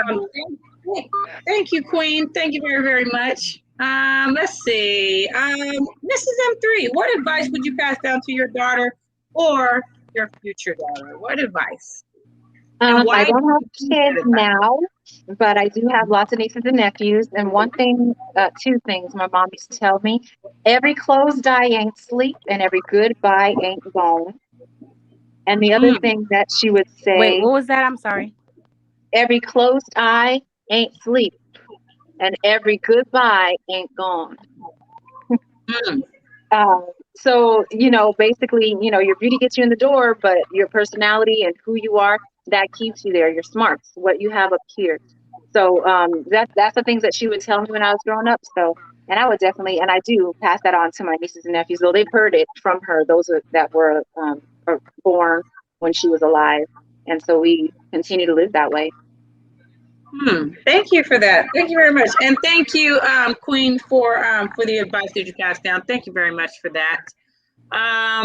Talk Your Shit podcast said that pay attention to the actions rather than the words that they say. I honestly think that is a very, very good piece of advice, because no matter what somebody says, their actions will always speak higher than their words do. So you can say whatever you want to. I'm paying attention to what your actions say, because actions truly and always do speak louder than words. So no matter what they say, watch what actions follow what they say, because that's really going to tell you what they're really saying. So DJ Eddie King says, if the daughter's in a relationship and the boyfriend was homeless, would you let him come stay with you? And the boyfriend's homeless? No. My daughter can come stay. Bye, man. There you go. The daughter can stay. The boyfriend cannot. He has somewhere he can go. Somewhere. If he doesn't, I don't know what to tell you. And to be honest, he should not think that he automatically gets to come just because of his situation. If you homeless, my question would be, why are you homeless? What got you to the point that you're being homeless? I'm just saying. So yeah, my daughter, that's my child. She can stay with me, no problem. But I'm sorry, you can go, find somewhere to, go. You're gonna be all right. you'll get it together. But yeah, no, no. No. We're not doing I have something to say on that. Yes, yes, Luann. Because fortunately, I mean, he wasn't bad, but my last boyfriend, my mom just chose for me not to live on the streets or whatever, so I called her up. She actually didn't know that he was coming yet, but once he did get there, she was like, okay, y'all gonna have a plan, like, because you just snuck him up here, like, you said it was fine for you to come, but you kind of like just snuck him up here. But at the end, I think my family was just like okay with him. They were cool. But it was kind of like I just threw them on my family. So he wasn't really homeless. It was just like we were in the bind, so he was with me. You feel me? Well, so that's the thing though, is because it said if your daughter and the boyfriend are together, and then he's homeless, so they weren't living together. So my daughter's not living with a boyfriend. My daughter has her own. He can't come and stay with me. My daughter, if she lives her own, she can come and stay with me. But if they're together, she has her place and he's homeless. I mean, number one, if she has her own place, that's her decision if she wants him to come. But if she wants to come back to my house, I'm not going to have no grown man living in my house. I'm just not doing. That's just my preference. Personally, I would hope that he would want to figure things out and not take that road to automatically come and stay with me. Well, I would let them both come because he's a product of her. So I wouldn't. He's not a product. No, He's not a product. Not a product, but they're a couple. They're they're coming together. So I'm gonna help my daughter out, and if he is with her, I'm gonna have to bite the bullet and have him. No, that doesn't make it right. It doesn't mean that it's right, but I want her to be comfortable, and so. No. You don't have to bite the bullet though. You don't have to. I think it depends on the situation. Now, if they were serious and they had a kid and they fell on hard times and they're trying to get their stuff together, that's something different. Yeah, that's what I'm saying. Oh, this is just my boo for now, and we come. No, not like that. My you guys. father I'm would saying, say, like, if they've been and together mother for a would say, while. ain't no man coming under my roof unless it's my son or me or the dog. There's a male dog. Ain't no other man coming under my roof unless it's my son or me. That's it. So my father actually would have the last say, not my mother. Thank you, Queen. We're gonna go to Della. So Della, first we'll go do the question that we had, which was, what advice would you have you passed down to your children? What advice have you passed down to your children? Just, I think I had mentioned it before that, your name, your reputation is what you have, is really all you have when it boils down to it. And you want to uphold that, and with that, you set standards for yourself in life, and you don't deviate from that. Sometimes you may have to, but you get back on the path of righteousness, I'm not saying that my life has been all that, but those are that is one standard that I have kept, and that's one standard that I have passed on to my children. Thank you, Ms. Della. Danielle, what advice will you pass on to your children or any future children? I don't know that it will be technically life advice, but it will be more so parenting advice. And my mother told me, what you like, you take, and what you don't, you leave. And that's what she did. And she told me when I was young. Yeah. And I'm grateful that it was kind of permission, because, you don't really want to go against your parents or feel like they were wrong. But I'm grateful that she gave me the permission to take what I want and leave what I don't, because we're not going to always agree with how you were raised. And it was awesome to not have to carry a burden of having to do what she did. Thank you, Danielle. Okay, so we're gonna go to Wisdom 3, and then I'm gonna go back to Della about the question as far as daughter and the boyfriend. So, and I hear an echo. I hear my voice echoing. Okay, so Miss M3, what advice would you pass down to your children? I think we went to me already.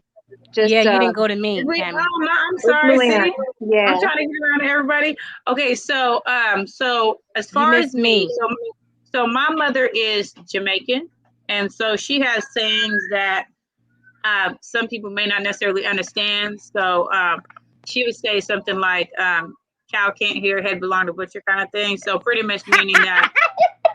So pretty much meaning that, like, I'm telling you something you can't hear, then you know you're gonna feel the consequences because you ain't listening. Right. And then another one she would say is wanty wanty no getty getty getty no wanty, which pretty much saying that the people that want it, they can't get it, and then the people that they get it, they don't want it. So yeah, but one thing that I would say was passed down was everybody's not your friend. And so I feel like I definitely think that is very good advice. I definitely, I'm passing that down to my daughter because I do want her to understand.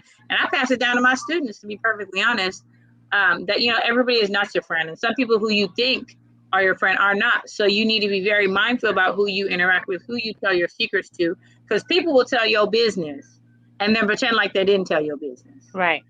So, yeah, so I would say that's probably the best advice that I'm passing down to my daughter.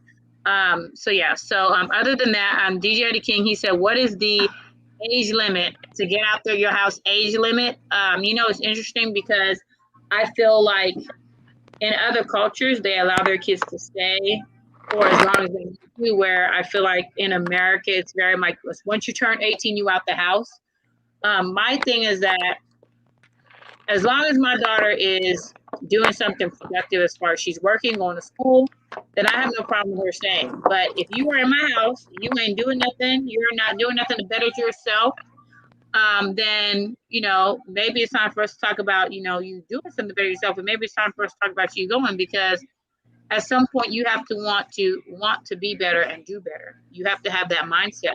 So if you are working, you're going to school, then I have no problem with you staying as long as you need to. But if you're choosing not to, that's just not going to work for me. That's just not going to work for me. So, yeah, so I would hope that my drive is going to be instilled in my daughter, and she's going to have the same type of drive that I've had, because my daughter, as young as she is, she has been around for the journey that I've gone through to get my teaching credential. She has been there for every step. And a lot of times she was my motivator to keep going. Like when I didn't pass a test, she would give me a hug, say, "Mommy, it's okay. You don't have to cry." And she would comfort me. And she was my motivation to continue to keep going. And although it took me 14 times to pass that test, I finally passed it. And everything I do is with her in the front of my mind. So I hope that drive that I have, she sees that and she takes that and she uses that for herself. So, yeah. So we did actually just answer the question. Thank you, Mr. Hall of Fame. Thank you very much. We did ask the question of the age limit. See, you got to pay attention. You got to pay attention. So you ain't paying attention. See, you distracted by something. You got to pay attention, sir. I answered the question. See, you all on doing something else. Come on now. If you're gonna put up a question we answer, you got to pay attention. You got to pay attention. See, all them kids got you distracted. All them kids you don't have got you distracted. Come on now. Come on now. Come on now. Trying to get them kids he trying to get rid of. Right? You gotta take care of them non-existent many kids that you got. You gotta get them in line. Just saying, they distract you from paying attention, brother. All righty. So, anyway, so Della, did you want to talk about, as far as I know, because you were responding to Luann's comment as far as the boyfriend and the daughter. So what are your thoughts on that, as far as if your daughter is dating somebody and he's homeless, would you allow him to come and stay in your house? Or you're muted, so we can't hear you.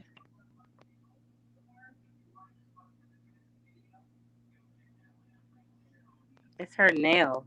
Oh, okay. She'll come back. We'll get that when she comes back. Girl, the answer is yes. Okay, y'all. Oh, it is. It's Well, yes. if she comes Okay, back, we let's will move allow her to. on. Yes. Okay. So we do not have You time for better another stop what question, you get on you, girl.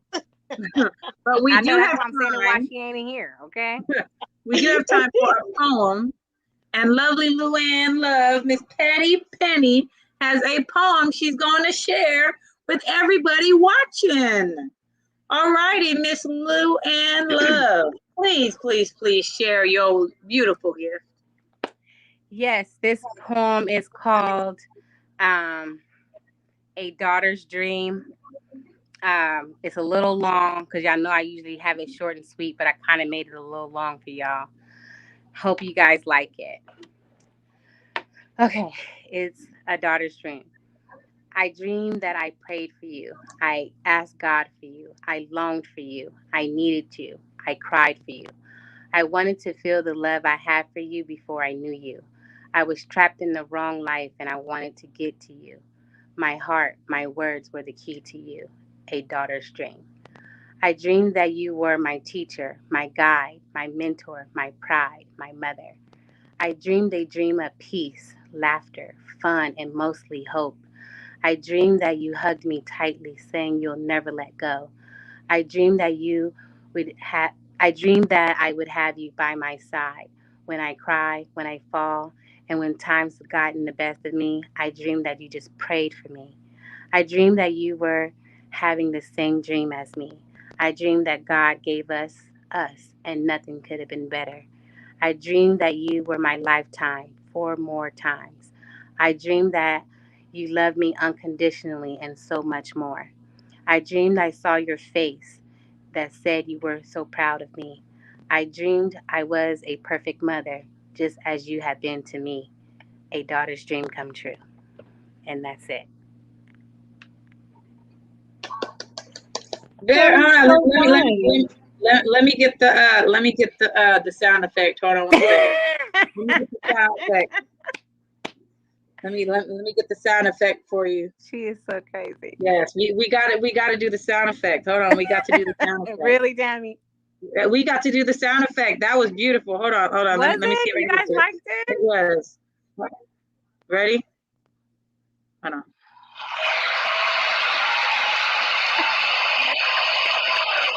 Yes. Yes. Yes. Yes. And it's still going. Go ahead. Go ahead. Yes. Keep it going. So. Mm-hmm. Gotta get the finger snaps. Gotta get the finger snaps. All righty. Thank you very And I much. did Thank that you very sober. much. You did that sober. Well, we love it. We love it. We love it. So lastly, I'm gonna read this comment from DJ the King. Some kids can be shady. Tell your daughter or son to do chores, but they reply, "I'll call the police on you." How would you deal with that as an adult? So you know what? We don't have to ask him no more his crazy question. No, I'm answering.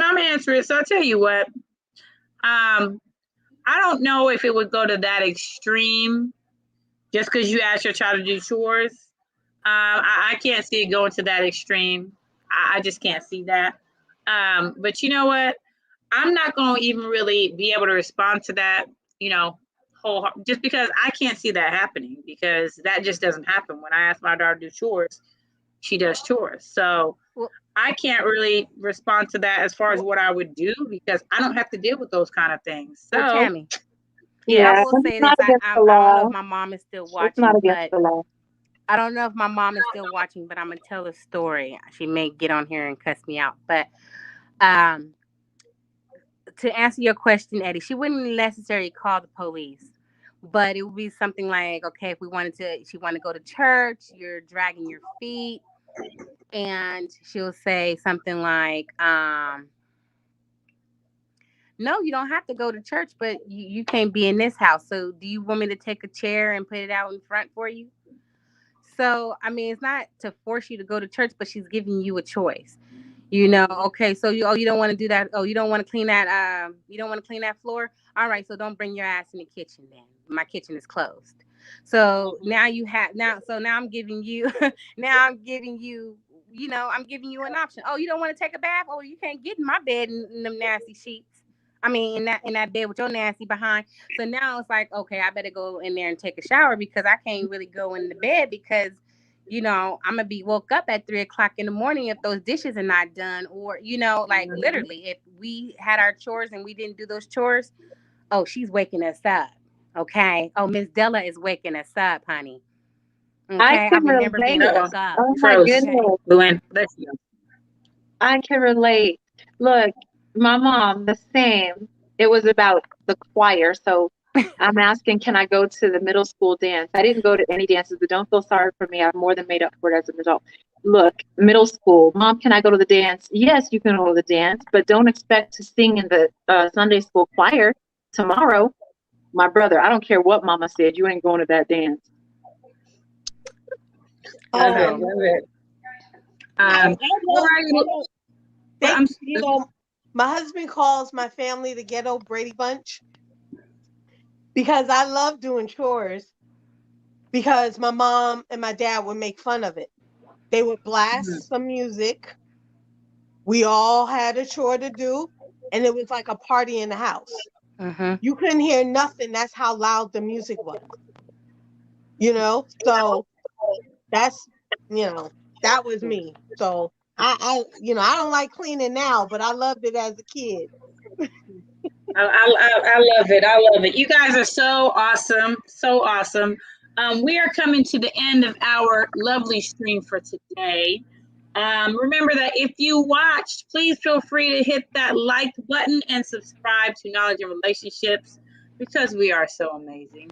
We're going to highlight each lovely member of the panel so they can shout out their social media, and then we will go ahead and get it done. We're going to start with Natasha of the Talk Your Shit podcast. Hey guys, I'm Natasha from the Talk Your Shit pod. We are on Instagram, we're on Apple, we're on Spotify. You guys can literally find us everywhere. Please subscribe, yeah. Thank you for having me too. I love this podcast. It was so much fun. Thank you, Natasha. We were so glad that you were able to join us, and we are so glad that Stephanie was able to join us when she was, and the comments that you guys had in the stream. We absolutely love it. Thank you so much for joining us. You were definitely a great addition to what we're doing here. All righty, Queen. We're gonna spotlight Queen. You can follow me on Instagram at QueenForever2K21. You can follow me on the Knowledge and Relationships platform with the lady stream, and then sometimes we get on with the other guys. So there it is. There it be, and have a good night. Thank you, Queen. Thank you once again for being a part of our panel. We always love what you have to say. Danielle, you are next, my love. Hi, my name is Danielle. You can follow me on Instagram at Fly Nurse Mom Wife.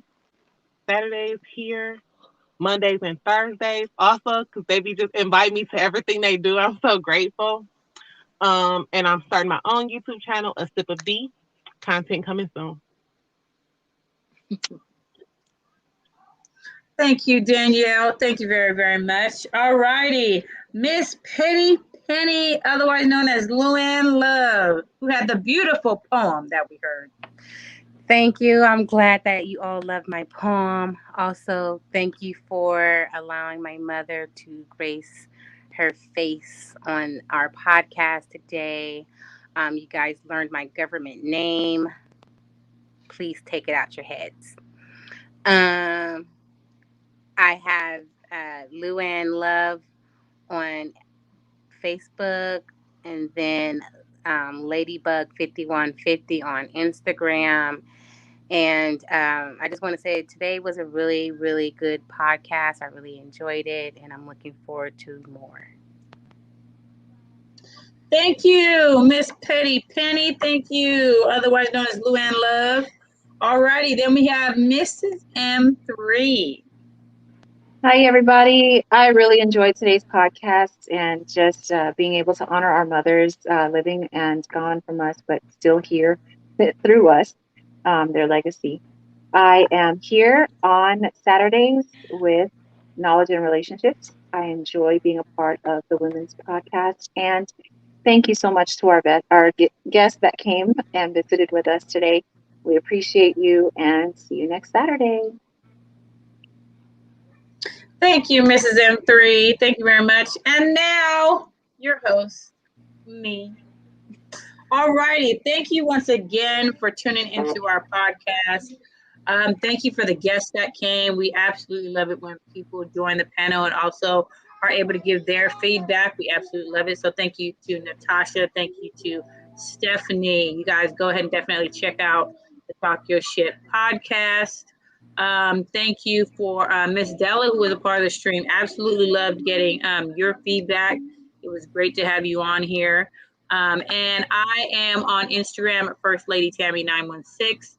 I'm also here for the Knowledge and Relationship topics on Mondays and Thursdays. And of course, I'm your host for the Saturday Ladies Night at 5:30. I'm also doing a Cryo Slim vlog. So it's Tammy's Cryo Slim Journey. I think up to episode 9 or 10 is already posted. And I'm trying to get more consistent as far as doing new videos every day or every other day, so you guys can see how it's going. Just a little update. I've lost 1/4 inch. Just saying, gotta shout that out. So people are happy. But yeah, definitely hit that. Thank you for that applause. Definitely hit that like button. Subscribe to Knowledge and Relationships because we are amazing. So thank you for that. Thank you for that.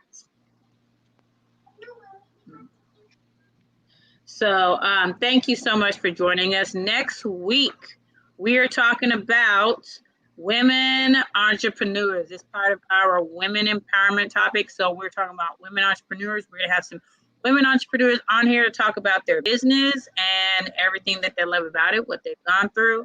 And we are looking forward to that. Yes, Miss Petty Penny. Yes. I want to say to Eddie and to the guys, if you felt like we were being rude, we're sorry, but we're really not sorry. That's all I want to say.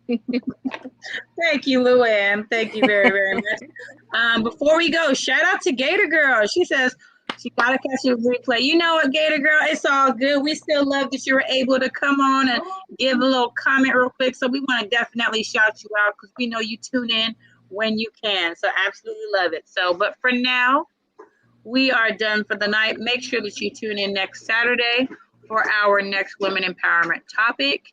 And then also tune in Mondays and Thursdays and check everybody out. For now, bye. Bye.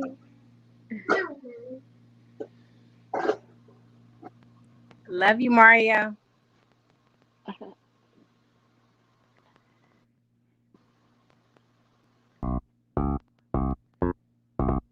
The DJ.